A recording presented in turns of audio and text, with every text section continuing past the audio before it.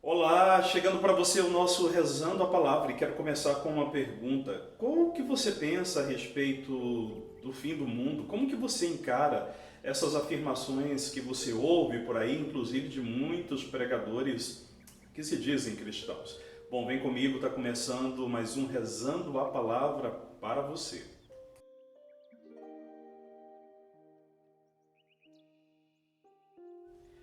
Meu querido irmão e amada irmã, estamos no 33º domingo do tempo comum. É o penúltimo domingo aqui, finalizando, indo para as últimas semanas do tempo comum. Exatamente, semana que vem já é solenidade de Cristo Rei e assim a gente vai finalizando o ano litúrgico, o ano da igreja. Mas vamos lá ao que nos interessa neste domingo.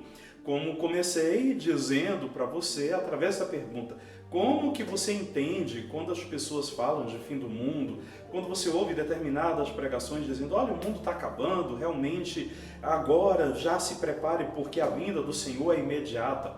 Bom, vamos lá porque a liturgia desses dias, eu falo desses dias porque ao longo das semanas a gente tem tido textos que caminham para essa direção, que fala da vinda do Senhor e continuaremos a rezar ainda nos próximos dias. Mas de maneira particular, neste domingo, as leituras de maneira específica. A primeira e o Evangelho falam deste contexto de espera e expectativa. Então vamos fazer aqui uma diferença. Primeira coisa, vamos entender, gente, que eu já falei aqui para você e quero retomar. A tradição bíblica, o texto bíblico, nenhum texto bíblico trata de prever futuro. Não pertence a nós isso e tampouco o texto bíblico se submete a essa situação. Portanto, primeira coisa, então, não trata-se de previsão de futuro. Os textos na chamada linguagem apocalíptica quer ser para nós um olhar sobre a realidade, interpretando os sofrimentos para mais do que simplesmente falar de tragédias ou de dificuldades, é na verdade um anúncio de força, de esperança, de resistência para o povo. Portanto, se você compreende só isso, digo que para mim já é suficiente. Ler a palavra na expectativa de uma leitura da realidade para que possamos persistir, resistir na esperança, na presença do Senhor. E é exatamente aqui esse aspecto que trago para você na primeira leitura, que é um trecho do livro de Daniel, quando fala que, diante de tantas situações difíceis, o Senhor virá, e aqueles que têm sofrido, que têm sido perseguidos, alcançarão uma alegria eterna e outros poderão sofrer um castigo eterno. Bom, o que nós aqui poderíamos nessa primeira leitura de Daniel ficarmos presos ao que eu considero essencial. O que o texto está falando, pois o povo de Deus, sobretudo ali naquele tempo dos Macabeus, o povo vivia um sofrimento terrível, de profunda perseguição. E um povo que começa exatamente a perder a força, a esperança, vem encontrar nesse Miguel, quem como Deus, a resposta. Quem como Deus? Quem pode ser como Deus? E aí a gente vai entender que de fato nada, ninguém é como Deus. Só Deus é capaz de compreender ao mesmo tempo a dor do povo, por profundo, e só Deus é capaz de resgatar o seu povo desta profunda dor e perversidade. Assim o texto de Daniel quer apontar para nós que Deus é justo, que Deus fará justiça, e que aqueles que são injustos amargarão a sua perversidade.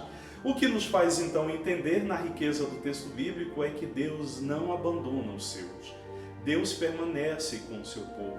E que Deus, mais do que pensar que Deus está distante lá nas alturas, conforme a gente já rezava a semana passada, achando que Deus está lá acima, distante do seu povo, não. Deus está no meio do seu povo, caminhando com o seu povo, lutando com o seu povo, dando força para o seu povo e dizendo exatamente para o povo cansado e sofrido que essa dor há de passar, mas para isso é preciso acreditar e persistir. Não menos diferente, Jesus, de maneira plena, vem falar no seu Evangelho, o Evangelho de Marcos, que traz um texto também apocalíptico. E aí quero afirmar, queridos, o texto não está anunciando o fim do mundo. Não perca teu tempo com isso. E infeliz daqueles que perdem seu tempo fazendo esse tipo de pregação que em nada ajuda na relação com Deus e nem tampouco prega a verdade bíblica. O texto fala que quando perceber alguns sinais disso, daquilo, dentre eles de que o sol irá escurecer, a lua irá desaparecer. É importante a gente entender neste simbolismo duas coisas. Que os sinais dos tempos, as tragédias, as violências, os males que os homens fazem, quando você vê inclusive a natureza revolta, não significa que o mundo está acabando. Significa sim que o mundo está muito distante do projeto de Deus. E aí nós vamos, como eu disse, entender duas coisas. Os atos de violência, de maldade, não significa que Deus está dizendo: olha, eu estou permitindo que tudo isso aconteça porque eu já estou mandando meu filho de volta. Seria até cruel a gente pensar que Deus é esse que permite que as tragédias aconteçam simplesmente, entre aspas, para ele voltar. Não. Todas as tragédias, temos que lembrar, elas são provocadas pela nossa perversidade, pelo nosso egoísmo, pelo nosso distanciamento de Deus, pela nossa não compreensão do projeto de Deus. Não dá para querer transferir para o outro, para Deus, a responsabilidade dos nossos pecados. Inclusive, quando nós encontramos tantas tragédias que consideramos até naturais, não é culpa de Deus, é culpa nossa. Inclusive, quando nós continuamos, uma boa parte, a querer duvidar do aquecimento global, vide aí todas as discussões já comprovadas cientificamente, quando a gente percebe essa mudança climática terrível, é culpa nossa. Por isso, inclusive, o Papa Francisco vem nos convidar a retomar aquilo que a Igreja sempre disse, cuidar da casa comum. Não dá para a gente querer transferir para Deus quando a gente vê tanta violência e a gente vê grupos de cristãos, em vez de defender o amor, defende a arma. E ainda há quem faça uma defesa dos violentos e ainda condena a Igreja. Olha, querido irmão, quando a gente vê de fato, isso são sinais de um mundo que vive a sua finitude, que vive todos os seus limites diante de Deus. Todas essas tragédias, elas são sim um sinal de que a gente precisa voltar para o Senhor. Outra interpretação que a gente ainda dá para o sol e para a lua que desaparece e que escurece, é para entender que muitos deuses eram adorados como lua ou como sol, ou muitos imperadores, assim como foi Nero, tinha como grande símbolo o sol. Provavelmente o evangelista também está querendo lembrar disso. Todos esses falsos deuses e impérios, eles cairão, porque só o Senhor é o verdadeiro Deus. Assim, o Evangelho de Marcos vem ser um sinal de esperança. Por quê também? Porque ele vem dizer que exatamente esse Jesus vem e sempre virá. Ele sempre vem ao nosso encontro. E nós acreditamos que, assumindo a nossa parte, nós poderemos construir o reino no meio de nós. E este reino que vai sendo construído, é certeza de que esse Jesus está vindo até nós. E ainda digo mais, queridos irmãos, quando nós celebramos a Eucaristia, não é a grande certeza de que Jesus está conosco?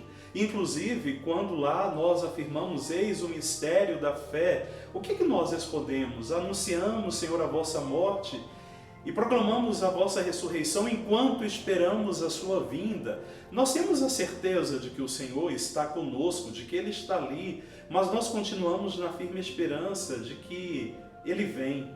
E Ele vem exatamente para nos salvar e que Ele vem de diversas maneiras. Assim, o texto do Apocalipse o texto de Marcos, de linguagem apocalíptica, assim como o de Daniel, não está anunciando o fim do mundo. Pelo contrário, está dizendo que este mundo de egoísmo, de fechamento, este mundo cerrado em si mesmo, precisa acabar para que possamos criar um mundo aberto, como também nos lembra o Papa Francisco na Fratelli Tutti. Somos todos irmãos. E tanto é que a prova maior, se você ainda tem dúvida, o próprio Jesus termina o Evangelho dizendo, né? Não cabe a ninguém dizer o dia e a hora, ninguém sabe. Por isso, qualquer pregador que diz que Jesus já está voltando, ou ele é mentiroso, ou ele não entendeu a Sagrada Escritura. E nem cabe a nós ficarmos, entre aspas, perdendo o nosso tempo para discutir que hora o Senhor vem ou deixa de vir. Cabe a nós gastarmos o nosso tempo sabendo que o Senhor sempre vem, sabendo que o Senhor sempre está conosco.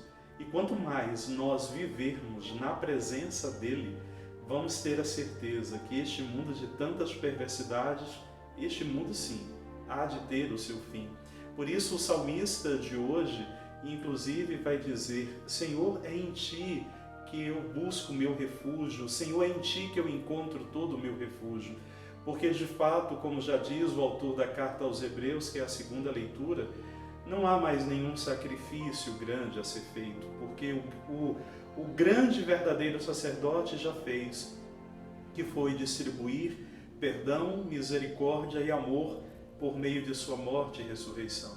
Cabe a nós então aproveitarmos deste perdão, deste amor e dessa misericórdia para que o mundo sonhado por Deus sim aconteça. E aí a gente, quem sabe a gente pode dizer: olha, o mundo está acabando, mas qual mundo? O mundo dos desamores, o mundo dos dessabores, o mundo das desigualdades, para que o mundo novo, sonhado por Deus, oferecido por Jesus e buscado por tantos santos e santas, tantos homens e mulheres de boa vontade, vale lembrar, inclusive não cristãos, que é o mundo da solidariedade, da paz e do bem.